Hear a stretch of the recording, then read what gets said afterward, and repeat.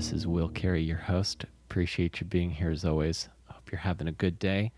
If you're home for the holidays, I hope you're having a great time.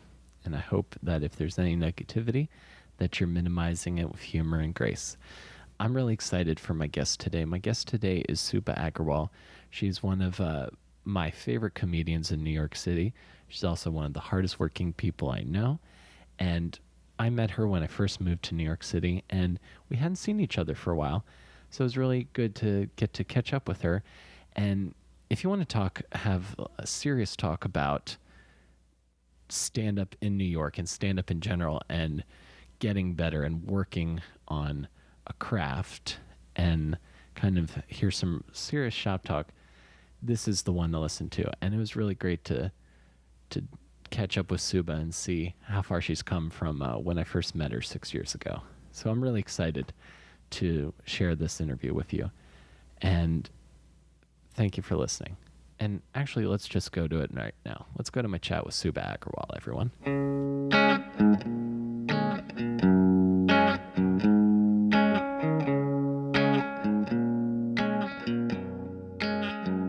Like, you were in North Dakota recently? South Dakota. I was in South Dakota. Yeah. I had to think about that. I was like, that's almost right. Yeah, I was in South Dakota. I headlined one of the shows, and then I featured for the rest of them. Oh, that's cool. How were those shows? Surprisingly good, you know? Uh-huh. For one thing, it was pre-election, so I wasn't as freaked out by, like, America. Right. But even before that, people were like, why are you going there? And like I had like, you know, like black friends and shit being like, oh, you're going to South Dakota, it's super white, be careful. But no, they were very chill. They were completely open to everything I was talking about, and they were really nice. There's smart crowds too. Awesome. Where in South Dakota were you? Sioux Falls. Sioux Falls.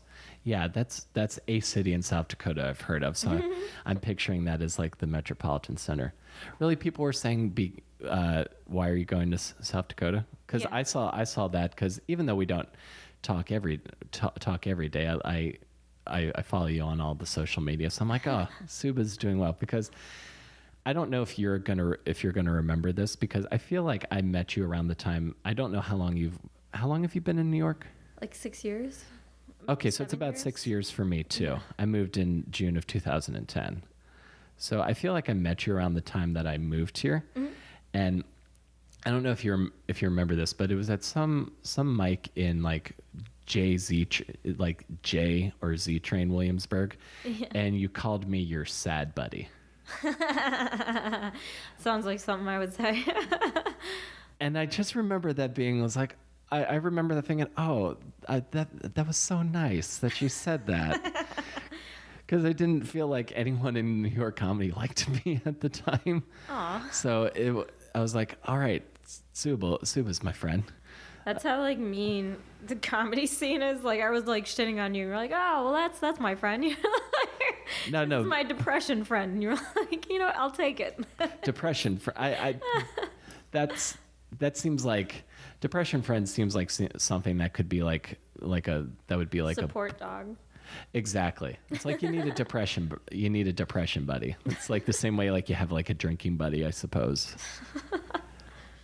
So like people were afraid that you were going to South Dakota. Oh yeah. I mean, just because it's like, you know, you never know what town is going to be racist. South Dakota was really nice. I liked it. Mm-hmm. I like most of Pennsylvania. Like I went to University of Pittsburgh. It was all fine, but I was out doing colleges in like really rural PA, and I didn't want to be there. Like I can't explain it. You just get a vibe when you're out certain places when you're like, oh, I shouldn't be here. Sure. And I got that vibe for sure. It was like really small town parts of PA. Like I didn't like it at all. I'm like, I got to get the fuck out of here. Right. Like Western Pennsylvania. Pennsylvania here is, I think so. Like real. Not braces. Western. Well, I honestly, actually, I can't even say no. Someone else was driving. I was just like, sure, I'll go with you. I wasn't paying attention, but yeah, like colleges, commuter colleges out in the middle of nowhere. It was not. Mm-hmm. I didn't like it. I was yeah, like, I don't so they're kind of ghost towny at night. Yeah, it was creepy. Is this relatively recently you were doing those shows? Mm-hmm. Wow. Yeah. I could see that. So, because like college shows, like and then especially like at night if it's a commuter show, because there's like nobody on campus, so it's sort of like a ghost town unless people are there for the show, I would imagine. Yeah. So you're just sort of like, oh, I imagine you're like, where are all my exits? Where's the? Well, it's just the way people look at you or they interact with you. Like, you just get a vibe, like, when you're in a place where it's like, oh, they don't want me here. Like, I got that vibe. Gotcha. Not necessarily on the colleges itself, but, like, when we would stop to eat or, like, just walking around or, like, looking at people. Like, I got a very strong, like, I shouldn't be here energy. Like, you can kind of, like, feel them sort of, like, acknowledging that you don't look like them. Yeah, like, there's basically. something weird, you know? Yeah. I'm imagine the only thing I'm trying to think of things I could compare that to that I've experienced. The closest I can think of is I did a show once when I think maybe I was like less than 2 years in, because it was still in Maryland, and I went out to Hagerstown, Maryland. It was me, my friend Alex, and Sean Savoy. Do you know him? Sean Savoy. He's a Baltimore guy. He tours with Pablo Francisco a lot, and we were doing this show at a bar that was right next to, that was like a mile from the high school and then 2 miles from the prison, and we were doing two shows, and the kind of bar that, like, if you imagine in movies, like you walk in, the music suddenly stops and then everyone stares at you. That's so hilarious. I was getting that feeling. This was when I was still doing like really heady cerebral one-liners. Yeah. So I bomb horrendously the first show, and then the second show I went up and and I think someone suggested I insult the crowd. So I went up and said, oh, the bar is a mile from the high school, which is a mile from the prison. So it's the three places that people in this town end up. And they liked that. Because someone had also said, like, Hagerstown, don't leave Hagerstown. So that sentence, that like horror movie kind of sentence. That does sound like a horror movie. Like, they're going to lock you in a basement. Exactly. So this is kind of what I want to know, because I think, if I remember correctly, how you've been doing stand-up for a good portion of your life. Yeah. Where did you grow up exactly? North of Chicago. North of Chicago. Okay. So like an hour from the city, and you.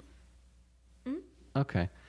And I know a bit about your family life from your act, which I think is also a testament to how much I enjoy your stand-up, and that I kind of know who you are from it, which is nice.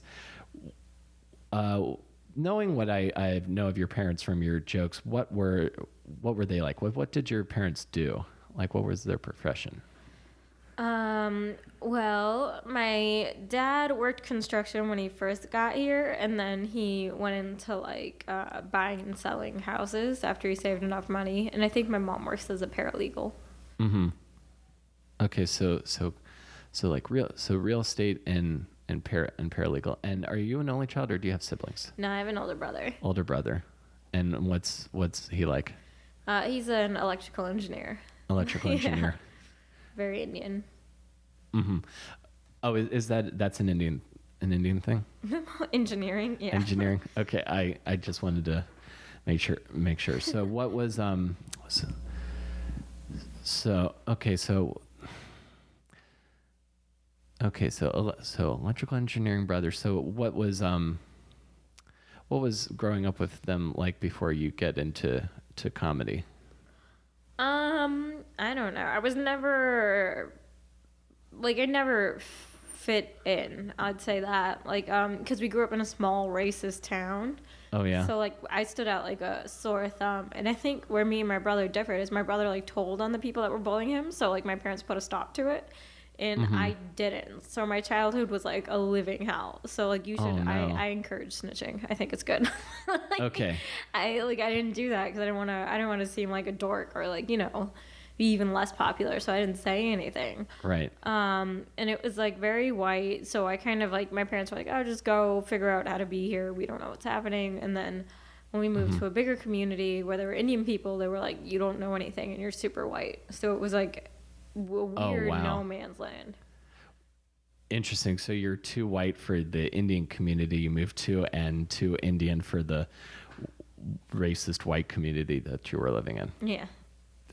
Gosh, I'm sorry that you had to go through that. I don't know, I think a lot of first generation kids experience that. Mm-hmm. Where like you feel like you don't have a culture because you're like you're in this weird middle ground. Mm-hmm. Where you're trying to, where like you have your family culture and like your idea of who you are from that, but then you're also trying to exist in your current surroundings. Mm-hmm. And was the bullying all like race based, or were they picking on you for your personality? I think that's like why I stood out. You know what I mean? Like my name was like what, kids always latch on to a name.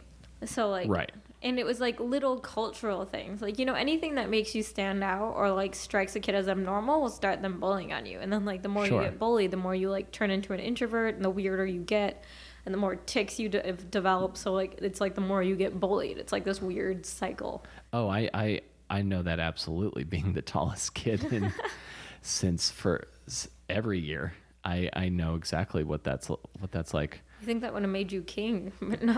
You would have thought so. Everybody thinks, for everything about me that makes people think that I should be super popular, it wasn't. I got, and it's also only relatively recently that I got called freakishly tall by a bunch of people, which doesn't feel good. And like my middle school years, yeah, I got singled out as the one to just pick on mercilessly. So I just like retreated, and I started like, my stomach would hurt like every morning because my body just didn't want to be in school. Yeah. Yeah. So I definitely relate to retreating into myself. Were you doing a lot of that? Yeah, for sure. I mean, eventually, like the only positive attention I received was when I started doing well in school. Like I was doing very poorly because what happened was my mom taught me a couple years ahead of the American school system, I think in math and something else, so that when I got to school, I thought everyone around me was an idiot. I'm like, you guys don't know fractions? Like I didn't like, I was a kid, I was 2, like I didn't understand what's happening. So I stopped listening to everybody. And then I started failing on almost every class because I've been taught ahead, and I refused to learn from them. I'm like, why are you talking to me like I'm a kid? And they're like, yeah, because you're a fucking kid. Like it was just like this weird disconnect. And then there was one teacher I ended up liking, and so I did really well and started getting straight A's in only her class. And then people started asking for help with the homework, and I started getting attention, and I was like, oh. And then that was right around the time like your grades go on your permanent record. Like before that, they don't really go anywhere. Like you can't look them up. And that's when my mom dropped the hammer. She was like, all right, now you have to get straight A's and everything. Before we were just letting you do whatever.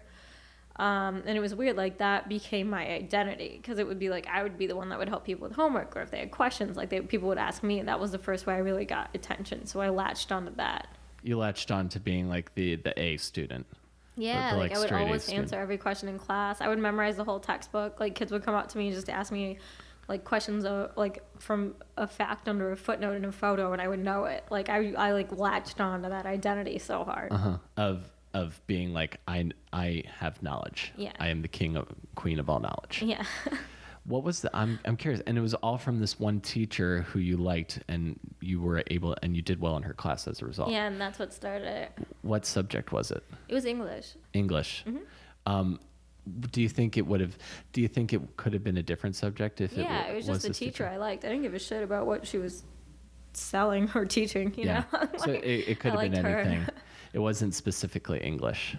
I think she was funny. I think that's why I liked her. Like she had a really strong personality. Like, she like was an older lady who would just give out life advice, like ladies should never be out without their toes polished, like random shit, which is like weird now to hear, but like, right, like weird antiquated like 60s like lifestyle. But she was like funny and interesting, so I liked the class. That's interesting to me, because that to me, how often do you hear people talk about how a good teacher could get people interested in a topic they wouldn't otherwise be interested in?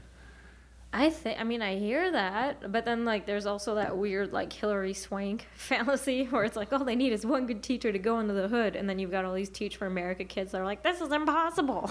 They stole my suitcase. Like it's just, I mean to an extent, but I don't think it can solve everything, you know. But I think to an extent for sure.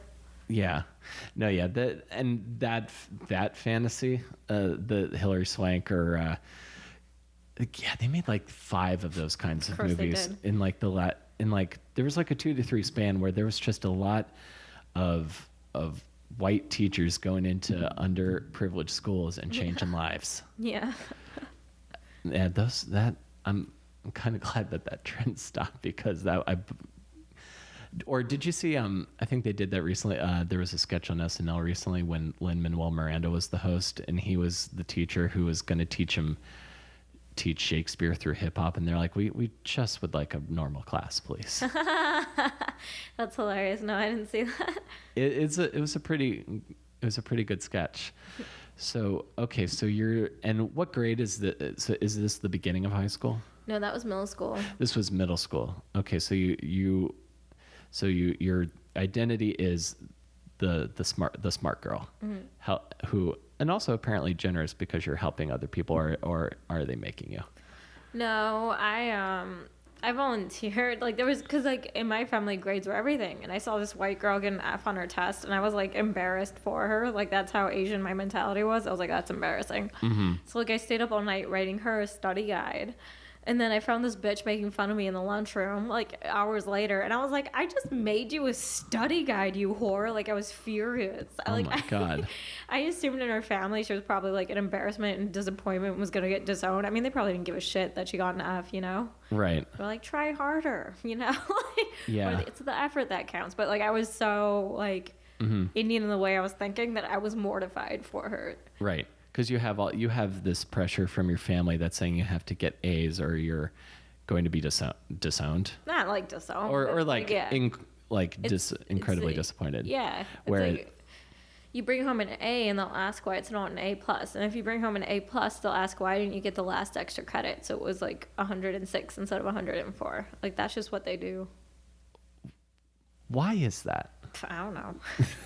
And- because yes, because I always heard, just go in and do your best. Your best is what we want. So and I mean, I was a smart kid. I was getting A's and B's, but I was luckily, or maybe not, never had a lot of pressure exerted on me to be perfect. But it's hard for me to understand what that's like other than just stressful. Yeah, no, it's All very the stressful. time. I think it like stopped me from getting into academia, you know? Like, well, Yeah. for one thing, I didn't have any social skills, so comedy was kind of calling, you know? It's like, but yeah, I mean, it was so much pressure that it ruined. Like as much as I took it on as my identity, I genuinely enjoyed learning. Like I was very curious. I'm still super curious to this day. Like I would just read. There was one point they had this chick who was like an English teacher teaching advanced placement physics for whatever reason. I don't know how that happened. Our high school was like one of the best, and that still ended up happening. And I would just read the book because I liked physics. So sometimes I would like answer questions for the teacher because she like didn't know, and I had read that section. Like that's like the type of. And I was doing that partially because I wanted the attention, but partially because I just loved physics. Like it was there was like a few subjects that I really liked. Like I don't like pure math, but I like physics, and I liked bioengineering and biochemistry. And I easily could have gone into those fields and been like satiated, but there was so much pressure to be perfect in what I was doing that it kind of ruined it. Right. Like if you could have enjoyed physics and without the pressure. Yeah. That maybe you would have gone down that path. Yeah, like I refused to apply to Ivy Leagues because I was so sick of being in that environment. Because our high school was very high up there. Like they got rid of valedictorian so that kids wouldn't kill themselves. Like they were legit worried about that. Like it was that type of environment. Wow. Yeah, it was very, very competitive, and I was sick of it. So I didn't go to an Ivy League. I refused to apply. Well, that's good. If people would kill themselves over not getting valedictorian. Yeah, yeah. I mean that happens. I don't doubt that it does. I haven't heard of it. It makes me think of. The only thing I can think of is that movie Cruel Intentions, where the like super. the like super perfect like blonde character who's like very, and at the very end her entire reputation gets shattered because the whole school learns about what happened in the movie basically. Wow. I'm seeing it because this is interesting because I see little bits of traces of that mentality still in your comedy now. Oh yeah, for sure. if only because I've seen you beat yourself up a lot after like the fourth mic of the night because this joke isn't perfect. Perfect yet. Yeah, I've like learned to relax a little bit, but that drive is still there for sure. That never goes away. Oh no, absolutely not. And I think a lot of people and I know a lot of people admire that in you. I know I do, just that sort of like drive. And then also you're being very funny. If you were terrible and still doing tons of things, I imagine it'd be a different story. That might be a little sadder. So, okay. So you're not applying to Ivy Leagues, but then also you're this sort of like crippled, socially crippled kind of person at the time, if that's a correct assumption to make. Yeah. So about what age is this? Because I know didn't you start 16. stand-up when you were like 17? Yeah. Okay. So you're about 16. So when comedy starts calling, how does that manifest itself? Well, there was a clip of Russell Peters that went viral, and all the Indian kids were watching it. So I thought if I could be like him, like the Indians would like me, and I'd have friends because I'd be funny. Yeah. Like I didn't know how to talk to people. Like I was so weird. I was like that weird kid who would say something and the room would just go quiet. You know, like I was that strange. So I thought like I would have been your friend because I was that kid. I was that kid too. I was the guy who could not hold a normal conversation, but I could chime in with something off the wall that would make the popular kids laugh. No, see, I couldn't even make people laugh. Like I wasn't funny. Like I was just weird. But I got into it for that reason. So I just started. And I know the one that you're talking about because he had this he did a special in Canada, and then like someone chopped it up and it got all over the internet, and that's how he got super popular. Yeah. Was there a particular bit of his that you remember, or do you just remember, oh, I could be that? Yeah, it was just I can be that. It wasn't anything in particular. Just the way the kids reacted to him. Mm-hmm. That he was an Indian guy and people were loving him. Mm-hmm. It's important to have that. So you saw him and were like, I'm going to do stand-up comedy. Mm-hmm. Now I know a little bit about this from other stuff I've seen you, because again, big fan. So you, how did you start? Like when you started doing comedy in Chicago, what was your experience at 17? Well, one of my world history teacher mentioned he did stand up at an open mic at a cafe, and he said something about it being all ages. I didn't know you could do stand up that young, so I wasn't trying at 16, but I found that out at 17. Mm-hmm. So I wanted to go into the city, and all my friends were like, no, you have to ask your parents. You can't go into the city by yourself. You get killed. So like they took me to my first ever open mic, and that was a disaster. Oh, really? Oh, yeah. Like every dick, vulgar, like disgusting joke you could think of, like every rape joke. And my parents were like, yeah, you can't be in this environment. What are you, out of your mind? And So your parents knew that you went? Yeah, they took me to my first one, and then they forbade me from doing it. And then I would just sneak out the house and like find shows and do it anyway. Mm-hmm. And then eventually they caught on, and they like kind of came around. I was going to college. I went to college a year younger at 17 anyway. So it's like I was moving away anyway, and I was going to keep doing it. So they were like, sure. It was kind of one of those things where they were like, yeah, we just have to go along with it because she's going to do it anyway. Where did you go to college? University of Pittsburgh. Pittsburgh. Mm-hmm. Okay. Because I'd thought for a second that maybe you had started in Pittsburgh, but I knew that you were from Chicago also. So when you start doing mics and when you're sneaking out of the house, you're going an hour into Chicago to do comedy? Yeah. What were some of the places?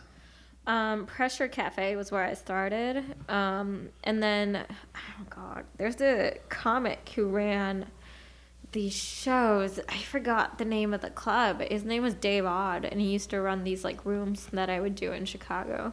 And then like just random, like I think I could get into Shuba's, like I could get into most, that was the name of the bar. Mm-hmm. And they were like, I would just do random bar mics. They weren't that strict with carding back then, which is weird because I look young now. At 17, I looked like I was like 8 years old. It was terrible. Right. But they didn't. It wasn't like it was now, so I could just walk in and do mics there. That's good. I'm glad that that's an important place to have. And I'm curious. Like, so you have Russell Brand as a not Russell Brand, Russell Peters. Sorry. Very, imagine it'd be very different if Russell Brand was your first comment. I'm curious. So if you're just, I guess this is also you learning to talk in front of people. Is that correct? And am I correct in assuming that if this is you learning how to talk in front of people, how are those first couple of open mics going? I'm also curious, just because when I started in Baltimore, I was at a chain bar and grill in Baltimore, and I would often be performing while a Ravens game was on. I'm curious what the vibe is of these places, and like what's the vibe of the other Chicago comics at the time, if you can tell me anything about that. First mic went well. I murdered, and then like just bombed for years after that. But yeah, no one was really nice to me when I first started. I think there was like it's not comedy right now is a lot better for women than it was when I started, which is like 10 years ago. So it was not good. Like I remember at Pressure Cafe, there was like one dude who was kind of into me, and I was like a 17-year-old girl, but he like wanted. I'm sure he was in his 20s or some shit, but that's still kind of creepy. And I was very sheltered, and I didn't have any experience with dudes, and I didn't want to be with him. And so like, Right. and then they got like standoffish, like when I just kept rejecting them, and then yeah, it wasn't a great environment. Like either dudes wanted to hit on me, or they were kind of weirded out because I was a teenage girl. Like there was maybe like one or two women I would run into. Like there wasn't really anything, so it was not a great space. No.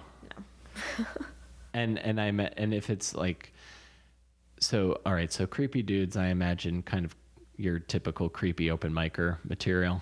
Yeah, and there were one or two guys who were super nice to me. Ironically, one of the creepier comics on stage, like he's really fucking creepy. Like has a ton of rape jokes. Sweetest dude off stage. Like he'd be like, "Do you need me to walk you to your car?" Like he was looking out. For, Right. like that was the dude. The dude that's would be the like, guy. and then if she didn't want to get raped, and then he would get off stage like, "Are you gonna get home okay?" Like that was that was the one that was watching out for me. Right. The disconnect. Right. The disconnect between who he is on stage versus who he is off stage. It's like, can't you be you on stage? No, he was funny though. He was like a character comic. He's sort of like, sort of like an exaggeration. Did he have like a nickname? It was Junior Stopka. He like opens for Doug Stanhope, and yeah, he's hysterical. Oh yeah, he's purposely creepy. Like he has jokes about dating mannequins, which are amazing. He's so funny. Yeah, I've never seen him live or met him, but I know of his. I've seen him.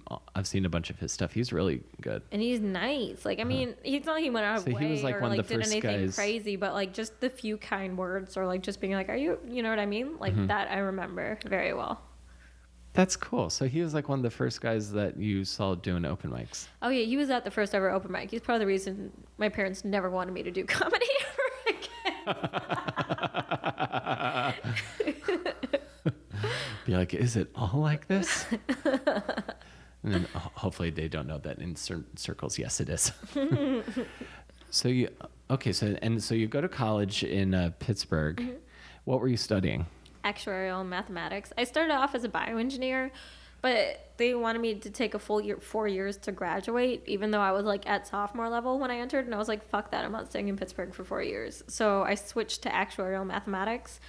What is that? It's like it's complicated. So it's like math with an emphasis on finance, like basically not like finance, but like the technical definition of it is you calculate the cost of risk. So like a lot of us work for insurance companies, or you can go so like risk assessment. Yeah, like financial modeling, and it's like you can work for an insurance company, which a lot of actuaries do, or like you can get a different line of licensing, go work on Wall Street. Like you can do a lot with it. So that sounds like the kind of math where you are sort of like making decisions on like, this would be a sound decision, so maybe you should do this, and I know it because I'm using this math. So you were gonna do that. Well, the girl living next to me was like, because I needed a major. As soon as I figured out it would take me 4 years to graduate because of the way the labs were spaced. Like, even though I was a sophomore in credits, the labs were spaced where it would take a full 4 years. So she was like, oh, I just wanted to get to New York as fast as I could. And she was like, oh, there's like tons of actuarial jobs in New York. And my dad wanted me to be an actuary. Why don't you be an actuary? And I knew math was really easy for me. And I wanted something that wasn't going to take a lot of my mental space while I went out and did comedy. So I just, even though I hated it and I thought it was boring, like I just chose that. So I could get to New York. Exactly. You chose the thing where like, I'm comfortable with this. And then comedy is the focus the whole time. Yeah. And then I learned about actuarial exams, and I wanted to fucking murder that bitch that lived next to me. Yeah. Like these 300-page manuals. Like, you have to take these licensing exams if you want an internship, if you want a job, like while you're at college. And I didn't know about this, like, until because she didn't know. I guess she didn't know about it either. And I was furious. I was like, "Are you kidding me? I have to do this on top of my major and stand up." I was livid. I imagine so. Especially since I changed my major overnight with literally no research. Right. And be like, damn it. She should have mentioned that. Or I should have done more work before I just completely changed everything, but whoops. Yeah. Goodness gracious. So what was your college experience? Did you get out in the 3 years or did you get out in 4? No, I got out in 3. Got out in 3. College was fine. I was working constantly nonstop. Like, I would drive like sometimes 4 or 8 hours to do an open mic in like Ohio or like Erie, Pennsylvania. Excuse me, depending on like where I am. And so there weren't any places in Pittsburgh? There were, but there weren't that many. Like, I wanted to get up as much as I could. Yes, I know you did. To interrupt real quickly before you can continue, how many open mics have you done this week? Oh, I don't really do mics anymore. That makes me really happy to hear. I mean, I know it sounds strange, but I imagine you don't need to because you have a lot of shows now. Yeah, bar shows and stuff. Yeah, and club spots. So that just warms my heart. Oh, thank you. And I know I'm interrupting, but I want to hear the rest. It's just for me to like for someone who is nice to me early on, even if you were fucking with me. Because I remember when I first met you and you kind of had a higher pitch. You would go up into this higher pitched voice on stage. That was nerves. Yeah. So to go from doing like the open mic at the open mics at the pit, the old pit. Yeah. To or like the five spot supper club, to go from like stuff like that to hear that thing, that's nice. Because I also remember watching like your modern comedian where like where you're going through, you're like, oh, I did 4 mics this week, this day. I can't imagine you've ever done less than like 10 sets a week. No, yeah. So I need to be better at it because I've been focusing on this and my one man show so much. It's important to have other stuff too going on. Stand up. You need a whole lot to make this a career. Yes, you do. And it took me a while to start to get all those other things and I know I'm going off on a wide tangent, but I found, because I would like look at you and I'd look at like Mike Lawrence or other guys like that and think, okay, 15 sets a week minimum. That's how you become a comedian. But then my mind broke at one point. Like it was when I was working at Starbucks and I'd have been out since 2, woken up at 4 and gotten off work at 11:30 in the morning. And then I'd like go and sleep in Central Park waiting for Stand Up New York to open at 5. I got to a point where I was like, well, maybe I could keep my mind intact and do 6 or 7 a week. Yeah. But you seem to be, and from what you've told me, it seems like you kind of maybe thrive off of that constant grind. I don't know if thrive is the right word. I think it's unhealthy a bit, but I've calmed down. I'm someone who's always working. Like, I enjoy working. I don't like not working. So, like, even I'm not doing stand-up right now, but I'm, like, writing scripts. And, I mean, not doing stand-up. I'm doing I was I'm about to doing say, what am I saying? not doing as much stand up. No, I meant I'm not doing a day job. I'm definitely doing. No, I do. I have like 2 spots tonight. I try and on the weekdays I try and I'll do at least like 2 shows. Cool. But right now I don't have a day job is what I meant to say. Like I don't have anything that I have to do, but I'm writing scripts and like watching stuff and like always trying to find. I'm always busy. I can't. I No, I'm the same way. I can't not be thinking or doing something. I gotta, because again, it's what excites me. Yeah. It's exactly. it's like whenever I do something, I'm like, oh, I feel good about it. So you were like driving from Pittsburgh. So you were in Pittsburgh and you're driving to like Ohio, like 4 hours to do mics. How much were you getting up around that time? In Pittsburgh, I want to say initially it was only like 4 or 5 times a week, and then I went to New York for a summer, got up like a whole bunch, and then I came back and then I upped it to as many as probably like 10 to 14. Mm-hmm. But that was hard. It was like a mix of music and comedy and driving, and it was very hard. Yeah. To get that much. What's the farthest you ever drove? I want to say probably when I was in college, probably to Erie and back, which is about 8 hours. Yeah. And this is talking like in a day and then coming back the next day? Yeah, like 4 hours one day. No, I wouldn't stay overnight. Well, sometimes I would, very rarely, but yeah, I'd normally come back the same day. Mm-hmm. Yeah, that was dangerous. I was on so much Adderall and like Red Bull and everything because it's like I was taking licensing exams. I had kind of screwed up my major, so I was still graduating a year early. So I was taking a lot of classes and doing stand up. And man, I was a hot mess. Like I was right, very sleep deprived to the point where I was hallucinating. Wow. Yeah.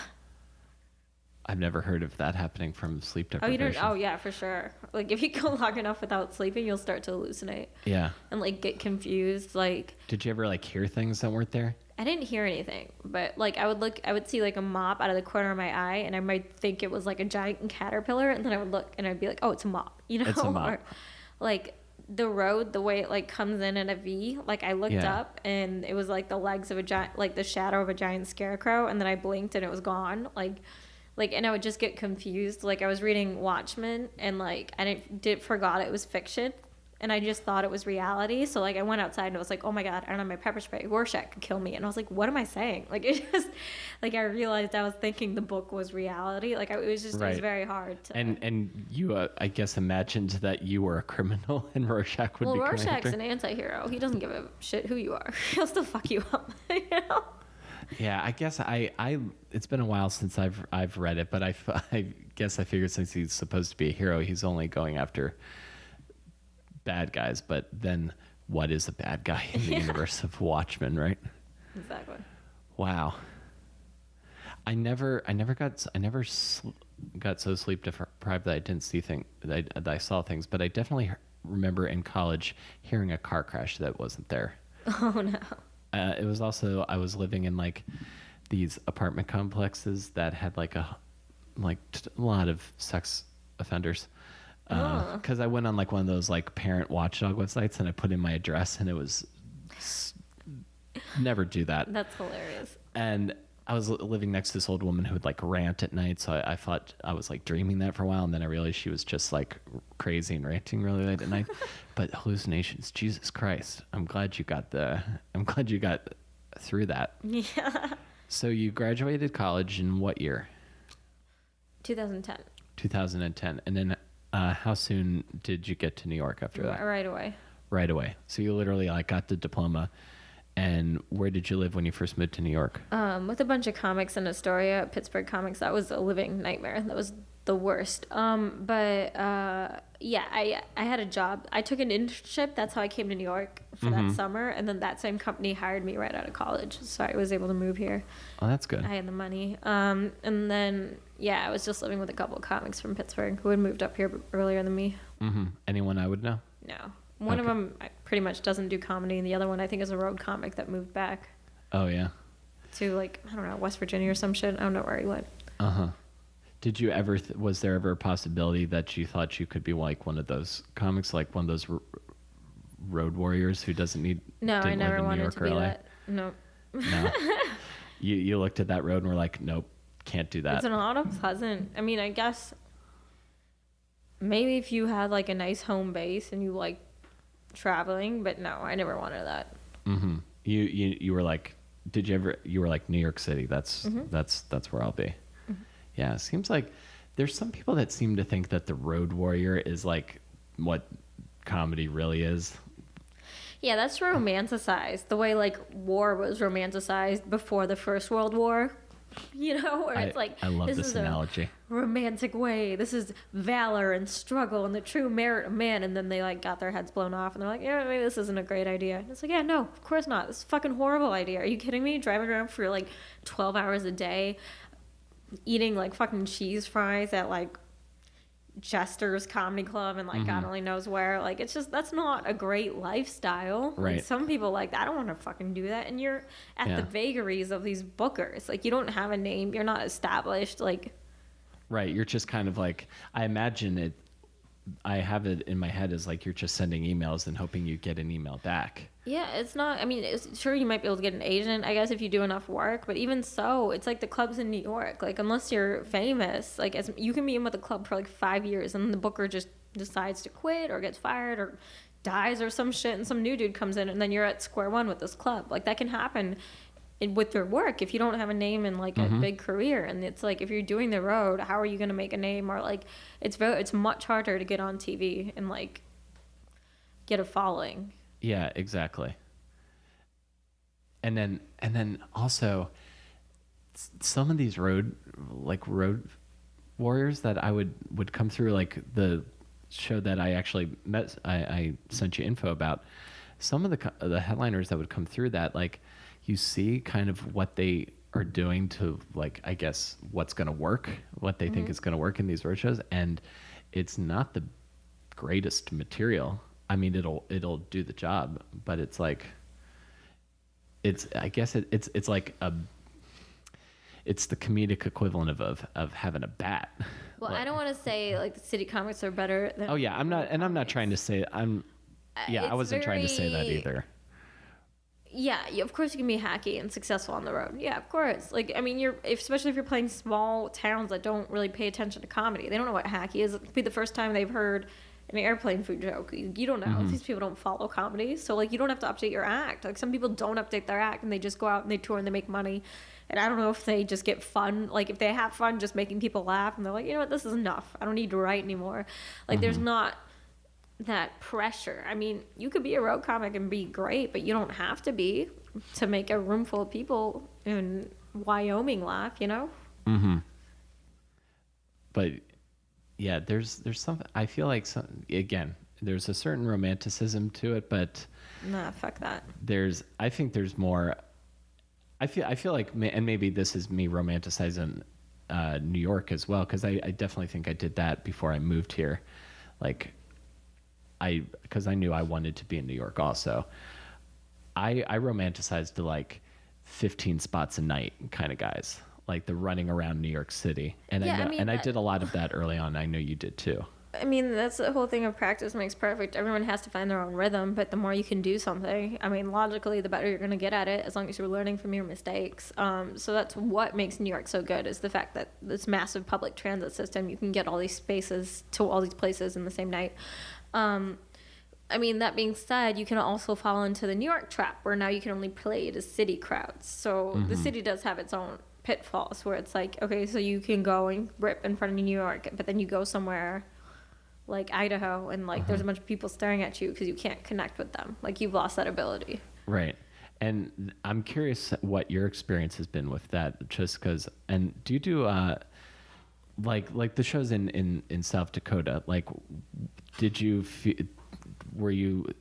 have moments where you're like, I better, this isn't working, or this is working very well, or were they just kind of? No, they were with me. I don't think I had that problem for a couple of reasons. Number one, I spent that time out in Pittsburgh. Like, I played a lot of blue collar rooms, and like, two, I did hood rooms when I was in New York, and like that's not like an alternative comedy bar where it's like, we've been listening to Kinnison all day. What do you have? Like, it's not that snobby, like, Right. do something interesting. Like, these are like It's not snobby, and they're not going to indulge a lot of horseshit. horseshit or meandering premises. Yeah, they want to be entertained because a lot of the times these hood rooms are far out in Brooklyn. Like, and these are just like, these are people who don't come into the city and they don't get that comedic experience often. Like, this is where they go for comedy, and they're regular working people who probably had a long day and they want to be fucking entertained. So it's like, be entertaining.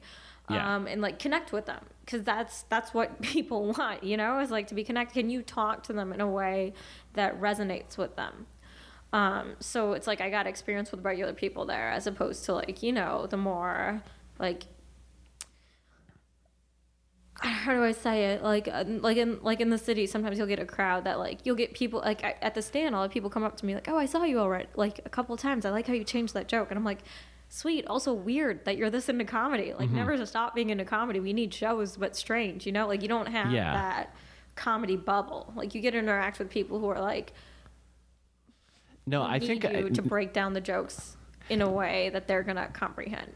Yeah, I know I know exactly what you're saying. Like, I'm trying to think of what I can compare it to. Like, but I guess it would be the same as like there are people that love an art form, and playing to them is a different beast from like, playing to people where you're trying to serve a funk. It's like a fashion show. So it's like you go and you look at these designers and I'm like, all of you look like garbage to me. I'm like, what the fuck are you wearing? I'm like, it looks like you're wearing a trash bag, bitch. Like, how is that $7,000? Like, it doesn't make any sense to me.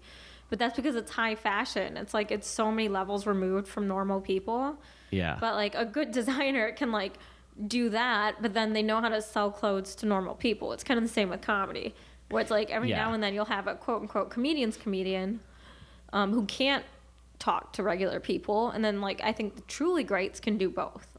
Yeah, I agree with you there. Like, where the I guess I sound like such an asshole saying it like this, but like they're at a place where they're just so good at the craft of being a stand-up and being jokes that people who know a lot about comedy or do it are like, that's spectacular. Bravo to you. And it's also working very well with people who can just enjoy the jokes for because they're funny jokes. Mm-hmm. Yeah, that's what exactly. That's what I think the best do. Art, like especially in the city, you get like people who are very. I mean, this country's so fucking divided now, but like they'll just say liberal shit, and people will like, you know, I guess people call them applause comics. Where they'll I've heard that phrase before. But I think the real art in it is being able to take an opinion. And I'm not saying you should play devil's advocate just for the sport of it, unless that's who you are, like a Kurt Metzger type. But I think the real sport in comedy is being able to take your opinion, what you truly believe, or an interesting opinion to you, and being able to make people who don't agree with you laugh. Yeah. So that's where like communicating, resonating with real people, like being able to express yourself to people, like, and still, you know what I mean? Like, you have to understand people too. Exactly. It's like psychology in a weird way. Yeah. Like the psychology of like, of reading of human behavior and how you're gonna interact or manipulate an idea to get your intended result, which is laughter. Mm-hmm. I think we figured it out. So this is something else I want to ask you, because I'm curious, and I've asked this of a couple people. I'm curious what the transition from when you were mostly doing all open mics to when you started to see where you're filling it with more bars and clubs. I'm curious what that transition into clubs will look like for you.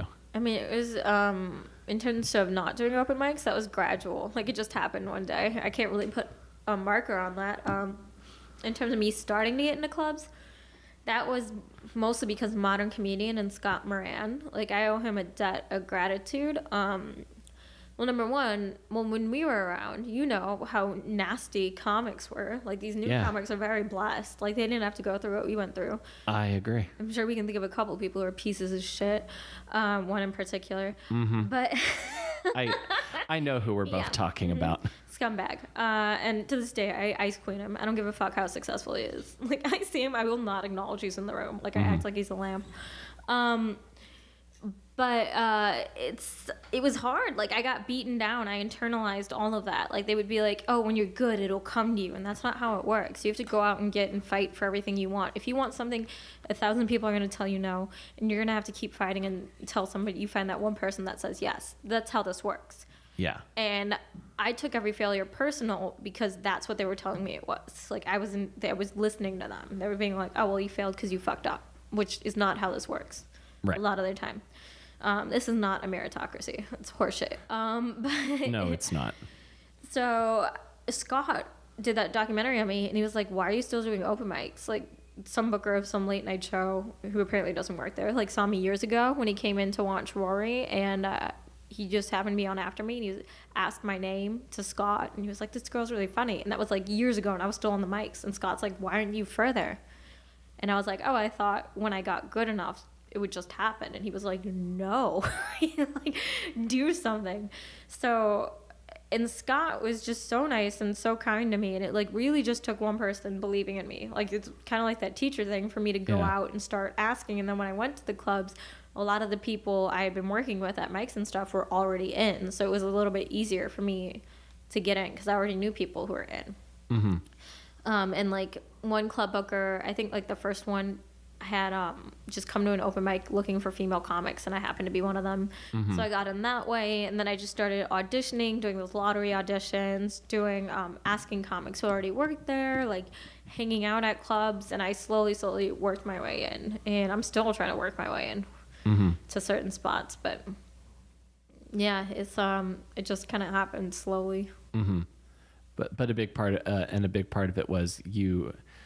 A big part of it was you had the chops and the jokes, and then you knew, and just from being around and being out every night, know people, and then they're probably willing to help you, or at least give you advice of like, hey, this is how you could interact with this person, or this is who you could talk to here.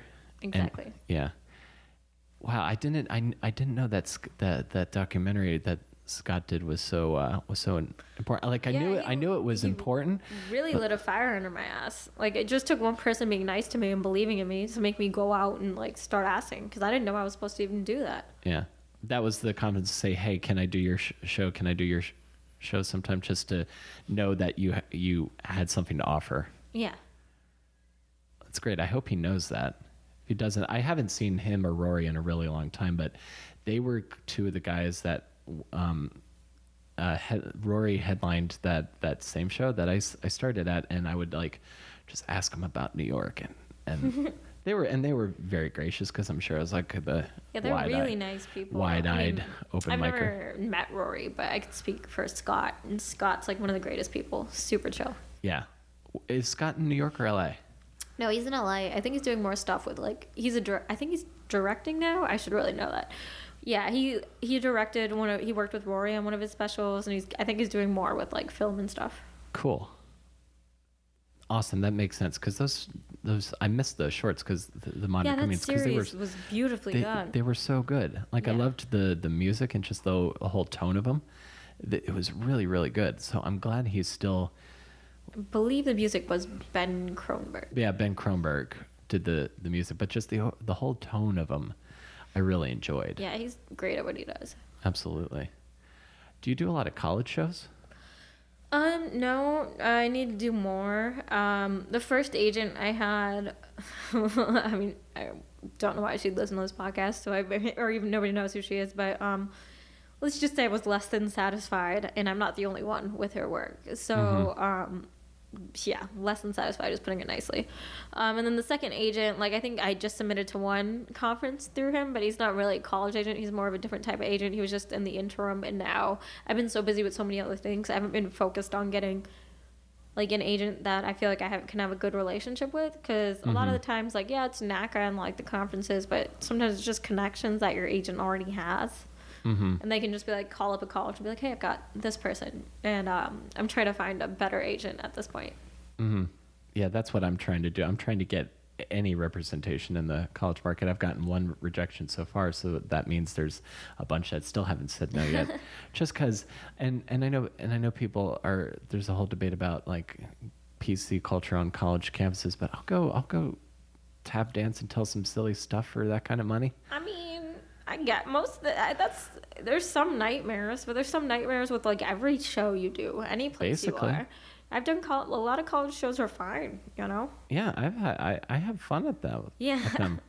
They're a good time, and for the, because it's, I think a lot of kids a lot of times that can't get off campus. At least that's what it was for me. I was going to the stand-up shows on campus as a freshman.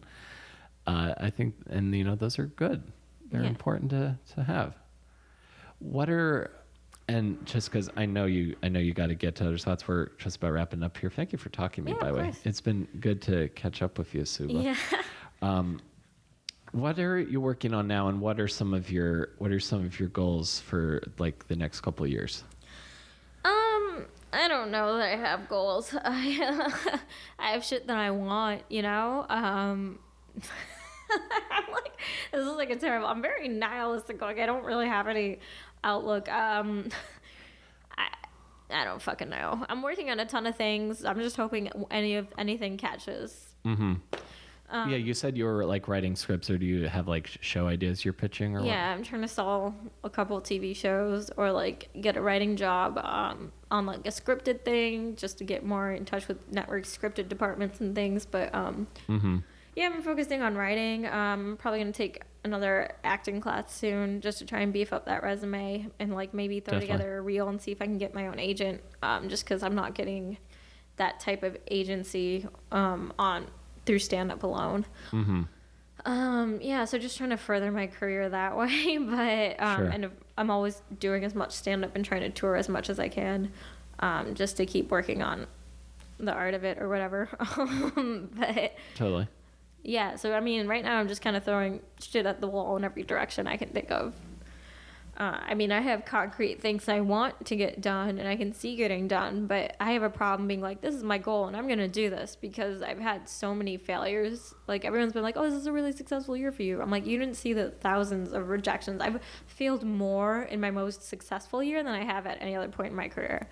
So I don't really think of like, I'm going to get this done. I'm going to be like, well, this is what I'm submitting for and this is what I'm trying. And I'm very detached from the whole thing at this point. I don't really give a fuck. I'm like, this is all stupid. But and then there was another part of the question I'm forgetting. I think that just about answers it. So nihilism when it leads to productivity, because fuck it, I think is ultimately good, and it's the way that you're nihilistic. Yeah, it's like, you know what, I'm just working on stuff I like and stuff I think I can get done and sold, and if not, whatever. It's, you know, and I'm like, I've heard no before. Right on. Well, I imagine you're gonna kick and claw until you get what you have on your list anyway. Thank you for talking to me, Subhah. Of course, thanks for having me.